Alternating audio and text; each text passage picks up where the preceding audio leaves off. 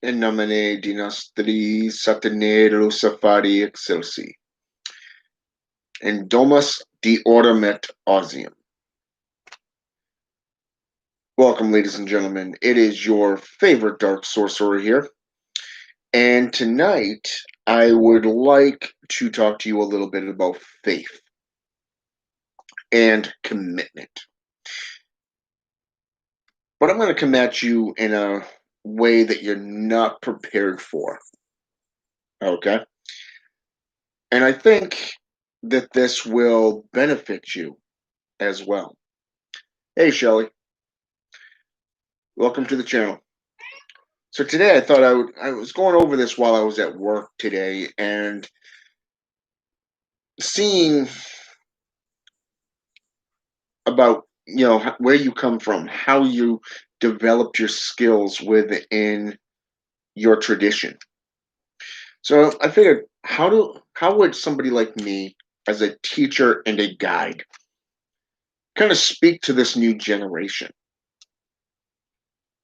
these newcomers into the religious foundations?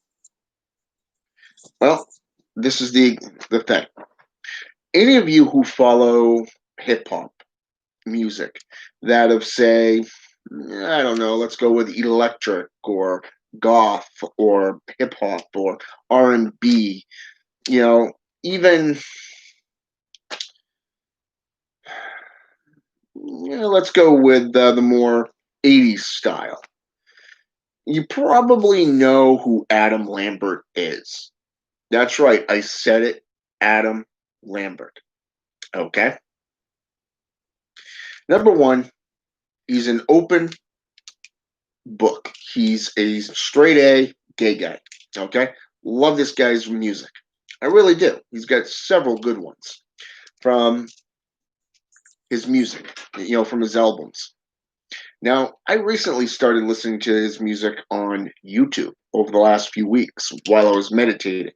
And it's very inspirational through meditation to actually feel the rhythm while you're concentrating on your breathing and while you're chanting and performing some form of mantra. Okay. And what's interesting here is I want to bring you back to when he auditioned for American Idol. Okay. He was a nobody. Okay. And he came out of nowhere. I think it was season 6, if I'm not mistaken. And he performed a song by Queen called Bohemian something. I can't remember the name of the song offhand. Okay, this band, obviously legends of their time, Queen, and they're still around today performing. Now, I want you to picture yourself as a magician coming into the grand scale of things, and you're coming up against more powerful sages, more powerful mages, people who have been in this path, the path workings, the root workings, the various different styles and traditions of sorcery. Okay. You kind of feel a little intimidated, right? Well, I want you to picture this. He comes in, he performs this song. The term that the judges used was theatrical, but yet he got an outstanding 4 yeses. Okay. Originally it was one no, but they all unanimous, they all four of them decided, let's see where he goes. Okay. Now picture this. As you develop your skills, you start becoming a showman. You start becoming better. You start performing your arts and crafting it, honing your skills, okay, through guidance from other mages and sages. In this case, we're talking about the music industry, okay? People who have been in the music industry, who have made it big time, okay? Now, he made it, by the time he left American Idol, he finished as the runner up, okay? But he ended up getting his own music career, okay? He got his own label, his own recording. studio and all this stuff. Okay, and he put out several albums. I think it's been like three, maybe five max. I think. But picture this: a nobody coming in goes before Simon and this panel of judges who literally hold your fate, your future in their hands, gives you the go ahead, gives you pointers, gives you lessons, sources, material to try out. You become the runner up, and then you leave and you record your own your own music. You get your own contract. You end up performing with big time artists like Pink, or say, for an example, Lady Gaga. Adam Lambert did this, okay, because he was dedicated. He was committed to becoming a performer. He loved music. He still loves music. He loves the thrill of the performing arts. Just like any mage, sage, witch, warlock, sorcerer, necromancer, shaman loves what they do. But if you have that dream to becoming great, to becoming more, think about how would you start off? What practitioner or practitioners, what of that particular style? Who are you? Who's your idol in this case? Okay. Do you remember the name of the song that I mentioned by Queen? Okay. Now picture this. Your first song that you sang in front of these judges was Bohemian something. I can't remember the later part of that song. But here we are from 2007, 2019, and here we are in 2020. Okay. Do you know who Adam Lambert is touring with as we speak? That's right. Yes, thank you, Nikki. That's the one. Now, do you know who he's touring with right now since I think it was 2016? Queen.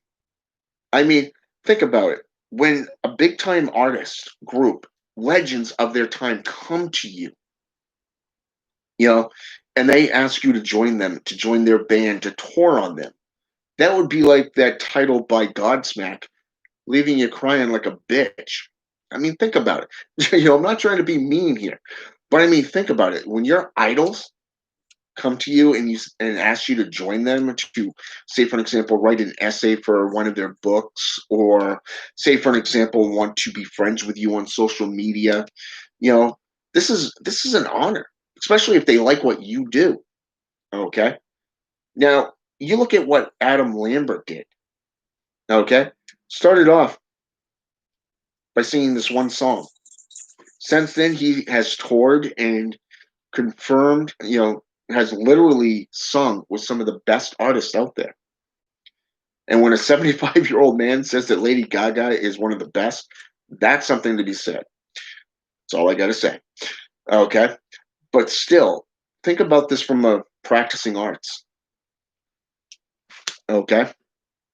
You come in, you got to learn the skills. You got to commit yourself and become dedicated to the path and the root working that you're in. Okay. Doesn't matter if it's Santa Morte, doesn't matter if it's Palo Mayumbi, voodoo, Quimbanda, Satanism, demonolatry, or even shamanism. Okay. It does not matter. When you dedicate yourself and you know where you want to be, imagine what would happen if you dedicated yourself and know without a shadow of a doubt that you want to be a singer, that you want to be a practitioner of the arts. Okay. That you, as the inspiring magician, really want to be top of the line. Okay? You don't want to be ruled by ego. You don't want to be ruled by showmanship. No, you want to learn the real deal through humbleism, through knowledge, through through pure sources of study, experimentation. And a lot of this stuff takes years to master. Earlier tonight I was talking with my son's grandfather. Hey, Waldo, what's going on, man? Welcome to the channel. Same with you, Nikki. Now, just picture this. I was sitting there talking with my son's grandfather earlier tonight, and we were talking about the different stages of where Adam Lambert was at the beginning of his career to where he is now. And we got to talking about what I do. And, I was watching old videos of myself out at my mother's house, where I was hanging out with my son and grandma and grandpa, because I work today, and mama's working right now. She's working all the way until 6 a.m. Welcome to the medical field, right? Compared to fast food. But still, if you dedicate yourself, and it takes years to master these arts through multiple different sources, references, spanning back hundreds of years, not just learning, say, for example, herbalism, alchemy, the necromantic arts, forms of witchcraft, divination, even, or even states of possession. Okay. How to become possessed. Is it willing or not? Okay. Moving past the fear, moving past the stereotypes, and literally delving into what you enjoy doing. Just imagine dedicating yourself wholeheartedly towards that goal. How far would you be willing to go to perform these arts, these practices, these feats? I mean, let's face it, Chris Angel, nobody's in his league. Okay. He is one of the top illusionists out there. There's a reason why they call him the mind freak. Okay. Some of the things he can do is downright freaky and unnatural. But still, he is what a lot of young illusionists want to be like. This would be like wanting to be, a lot of these skateboarders and dirt bike riders wanting to be like Johnny Blaze from Ghost Rider. Okay? Same exact thing. Look at your idols. Why do they inspire you? What is it about what they do that inspires you? What is it that talks to you as the individual? How far are you willing to go to achieve the same gnosis, the same level of knowledge? Okay? And is this a part-time thing or a full-time thing for you? Okay? I was paying attention to a video a while back that said that nobody has EA type of money, as an EA Coetti. And that may be true, but he's also a showman. Now, it was said before he started this whole bog thing that he was ready to hang up his coat, his cloak. He was ready to hang up his wand and just walk away because he had spent so many years mastering the arts. But here we are today and seeing how many people are inspired by the works that he puts out. Yes, they are very, very expensive works. I mean, who can spend $69 to say $89 for one volume of, book wise? I mean, I own book 4 of the Grimoire of Abaddon, the Necromantic Sorcery by Dante Abiel, and the complete works. Okay. You consider just 2 of those together cost me about $115. That's $115. Imagine how many people are buying those books. How much money would you have in a run of a week, in a run of a month? I mean, you look at these TV evangelists who are reaching numerous amounts of people. raking in $15 million a year, owning your own stadium, as in a football stadium, through their hard work and dedication. But a lot of it is a trend. A lot of it is a trend. You're selling yourself. That's all it is. You've created a trend and you're working on that trend. You're selling yourself off. This is why people are asking for $200-$300 worth of just for an hour consultation.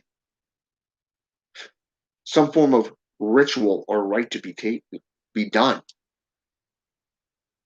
Could work, it may not. It comes down to the practitioner doing those rituals. But, like I said, egotism and showmanship are the two biggest flaws of any downfall of a practitioner. Okay?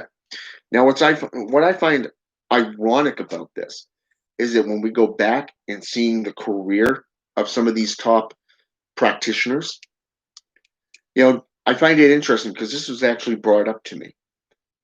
Balg sticks to Balg, just like the COS sticks to the COS. The TST sticks to the TST. Everything outside of those groups, it's basically a big fuck you, flat out. But I actually am friends with some of these individuals and have actually had very good contact with them. You take S. Connolly, for example. She didn't publish my first book because it didn't fit on what she was trying to do. And she's actually a very nice lady. Okay? I liked talking to her. She was very knowledgeable and she pointed me into a lot of great sources. Okay? You look at S. Ben Cayenne, for an example. A great brother, one hell of a practitioner, not just an author. He pointed me into sources based off the Nephilim, based off the jinn that I didn't even know existed. I learned from him. And I'm honored to be friends with him. Call him a brother.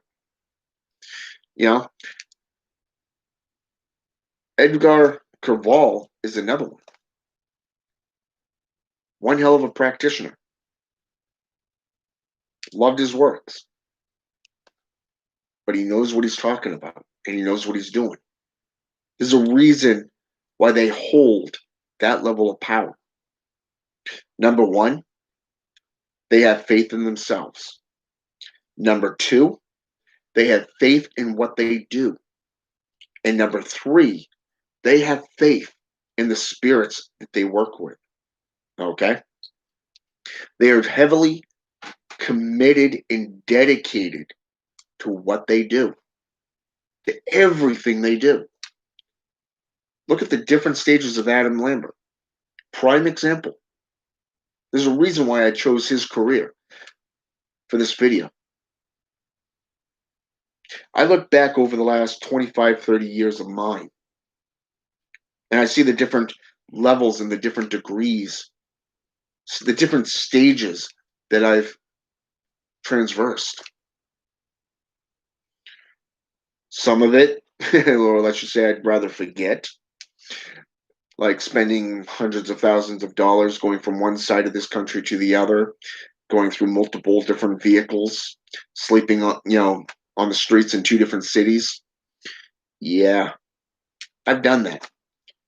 Given up everything from my from personal library to pursue a single course, a single religious path, to reintroducing myself into what I used to do. Yeah, even I've gone through these stages of metamorphosis and come out better for it. Best thing I ever did was delve into necromancy. Before that, Satanism. You see, when you get into a religion or a philosophy, even if no matter what it is that you do, if you have faith in yourself and what you do, who you're dealing with, and most importantly, if you're committed to it, there is no limit to what you as the individual can do, what you can achieve just through transmortification, okay? Or simple evolution of self. My point is this, okay? And this is my finishing point here, is that when you delve into anything, I want you to look at two main rules. Whatever you preach, always back it up with numerous sources. If somebody is telling you that you cannot do that, I want you to look at them and say, fuck you. You see, rebellion against the established norms is all good, but you don't have to reject everything. Okay? You do not have to reject everything, and this is why. Just because something doesn't work for you doesn't mean that other aspects of that philosophy, that foundation, will not work for you. Okay? Some things will work for you, others will not. It happens in every single craft. Even I can point that out myself. Okay? I have worked with the ONA practices, kind of found it a little dull, but realized also that I've been doing a lot of this stuff, like running an order for 10 years. Okay? Now, according to them, their works, you only have to run it for a year, 6 months to a year.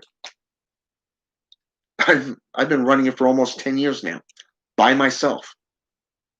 Okay? Second of all, a lot of the things like challenging yourself, growing stronger, more knowledgeable, I've been doing this for 25 years. About 20, 25 years. Just completely dedicating myself into various different ideologies, practices. Started out with vampirism, which is a part of Gothcraft. Went into Satanism, witchcraft, necromancy. I didn't get very far the first time in necromancy because there was just something about it that just didn't speak to me at that time. But like I said, just because it doesn't speak to you doesn't mean that in the future you're not going to be working with it, with that system or that topic. Okay? It is something that happens to us all. And trust me when I tell you, we all go through it. Okay? And Eon is Alpha 3. Welcome to the channel. So yeah, I mean, just look at what you're doing. Just if something pops out to you, jot it down. Do some research on it. Figure out why it speaks to you. What is it about it that you want to be committed to? Okay? Dedicated to? Is it the knowledge, the enlightenment, the spiritual growth? Is it the practices that attract you? Like, say, blood sorcery, necromancy, demonolatry? There's a lot of different things out there. Look at it from various different views. And if you do preach on something, then that's where the second thing comes in. Always make yourself available to the public. Okay? I can't tell you how many times I've had people come to me. You posted this. I'd like to know what your sources are. Or you posted on that, so and so is talking smack about you on this. Well, here's my dealings with this individual. And I show proof of the writing, okay? And how they are my dealings with them. When we're talking the arts and the crafts, I send them the links. Everything. If I get something off Google, this is where I go. This is the link.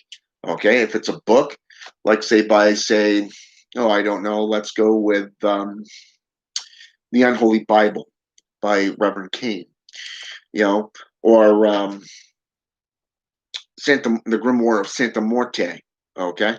Or that of, say, oh, I don't know. Let's go with Doctrine and High Witchcraft by Eliphas Levi, you know, even the Scroll of Amrin from the Dead Sea Scrolls. Okay. This is stuff that you can look up. This is stuff that you, as the individuals, can go out and get for yourselves. Research it, practice it, apply it to your life. There's an old proverb which states, give a man a fish, feeds him for a day. Teach a man how to fish, feeds him for life. This applies to women. This applies to children. It applies to other guys. And it applies in just about every aspect of your life. I became a teacher for my former company. Okay. The company that I used to work for, Tractor Supply. You know, I was teaching new recruits how to do things, how to stack feed, how to, work the scanners. And I found myself utilizing the same terminology as the store manager. Every time I asked him, well, what does the scanner say? Well, guess what? 6 months into a year, I started using that same terminology to those that I was showing how to do things to. Who came up to me and said, hey, do you know how to do this? Where does this go? Well, what does the scanner say? Okay. Same exact thing. And here I am working for a fast food restaurant. I'm doing the exact same thing. I'm showing them what I was taught, what I was shown, and how to do it. And the funny thing is, it's amazing how much a system or a practitioner or some form of influence in your life can stick with you and become part of you. It is like that whole psychology aspect of your parents rubbing off on you. They've always tried to say, let's say for an example, get you to use manners, okay, to dress a certain way, but yet you were the adversarial in this case and you rejected it flat out because it was coming from your folks. Well, here you are in a committed relationship and you're using terms like please and thank you, opening up the doors and paying for somebody else's meal. Okay. This is stuff that rubs off on you in time. Okay. This is stuff that will rub off on you. So, I mean, no matter if you're a beginner, intermediary, or even advanced practitioner, you're going to see the evolution in your own works, in your own path and root working. Everything you do has stages. And this is what this video is about. It is about faith and commitment. And if you are committed enough and you have faith and you believe in everything that you do, there is no limit. The sky's the limit. Literally, there's no limitation but what you put on yourself. And you hush. You mouthy. You're a mouthy little girl. My familiar's being mouthy, and she's coming up, just to let you know. Ah, I got you. Guess what? You're on Candy Camera. What do you guys say for yourself? But yeah, you see my point there. All right. And I noticed a few people posted on something. Oh, yes. That is a very good book. That is a very good book, Communing with Spirits.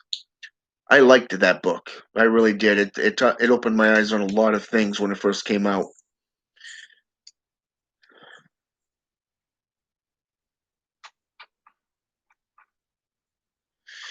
And unfortunately, that's one being that I did not work with. I've never worked with Euronymous Shelley, so I can't help you on that one. Outside of the different Goetias from like say Michael W. Ford or going all the way back into Eliphas Levi's work, perhaps even the Salamantic Keys, like the Lesser Keys, the Goetia, Dr. Rudd, um, even the Sacred Magic of Abraham Malin the Mage, maybe. What is it? Even White, for an example. You'll probably find him in those books. those works. But personally, I've never worked with him. I've worked with a lot of beings, but he's not one of them. I've worked with Baal or Baal, depending on the spelling, but never him. So I want to thank everybody who has